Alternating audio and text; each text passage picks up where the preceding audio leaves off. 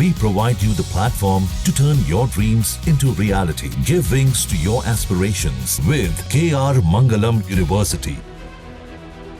सोचिए अगर पाकिस्तान जैसे देश को कुछ वक्त के लिए ही सही लेकिन दुनिया की सबसे ताकतवर संस्था की कमान मिल जाए, वो क्या करेगा? ये सवाल अब सिर्फ कल्पना नहीं। जुलाई के पूरे महीने के लिए पाकिस्तान को संयुक्त राष्ट्र सुरक्षा परिषद यूएनएससी की अध्यक्षता मिल गई है। लेकिन असल सवाल ये है कि क्या इससे कुछ बदल जाएगा? क्या पाकिस्तान इस मौके पर कोई ठोस फायदा उठा पाएगा या फिर ये जिम्मेदारी सिर्फ एक औपचारिकता बनकर रह जाएगी? पाकिस्तान ने यूएनएससी की कमान संभालते ही वही किया जिसकी आशंका थी। कश्मीर मुद्दे को फिर से वैश्विक मंच पर उठाने लगा। संयुक्त राष्ट्र में पाकिस्तान के प्रतिनिधि असीम इफ्तिखार अहमद ने न्यूयॉर्क स्थित मुख्यालय में एक बयान दिया और कहा कि दुनिया को अब इस मुद्दे पर काम करने की जरूरत है। कश्मीर मुद्दे पर बात करने का यही सही वक्त है और मैं कहूंगा कि ये सिर्फ पाकिस्तान की जिम्मेदारी नहीं, हम यहाँ अस्थायी हैं, 2 साल के लिए अस्थायी सदस्य।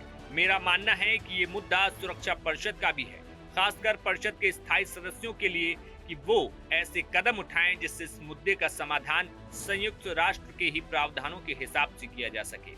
यही एक रास्ता है। इस बयान से स्पष्ट है कि पाकिस्तान इस अध्यक्षता का इस्तेमाल कश्मीर को अंतर्राष्ट्रीय मुद्दा बनाकर भारत पर दबाव बनाने की कोशिश में कर रहा है। यूएनएससी को दुनिया की सबसे प्रभावशाली संस्था माना जाता है, जिसका मुख्य काम वैश्विक शांति बनाए रखना, संघर्ष रोकना और जरूरत पड़ने पर कार्रवाई करना है। इनमें कुल 15 सदस्य होते हैं, 5 स्थायी और 10 अस्थायी। यूएनएससी की अध्यक्षता हर महीने बारी बारी से सभी सदस्यों को अंग्रेजी वर्णमाला के क्रम में मिलती है और इस बार जुलाई में नंबर पाकिस्तान का आया है।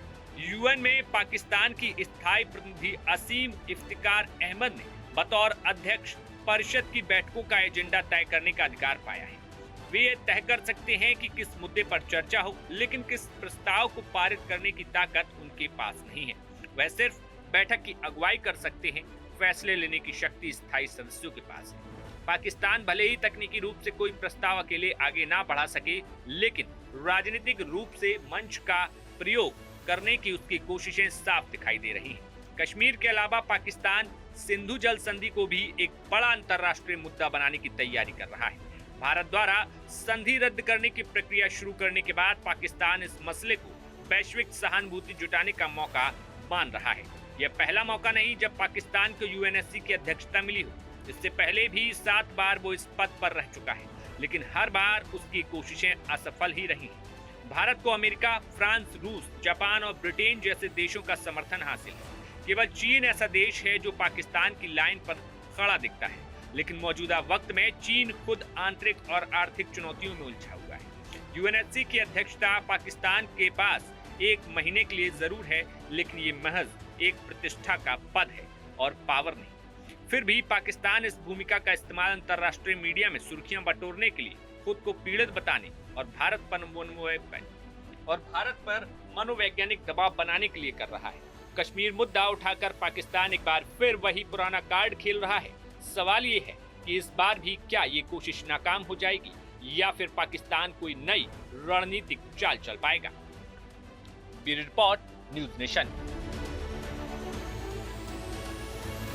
जहाँ भक्ति है हर शब्द में, कथाओं में छुपे हैं दिव्य रहस्य और ज्योतिष देता है जीवन को दिशा। धर्म से जुड़ी हर बातों को जानने के लिए हमारे चैनल स्तुति को सब्सक्राइब करें। चैनल पर जाने के लिए इस लिंक पर क्लिक करें।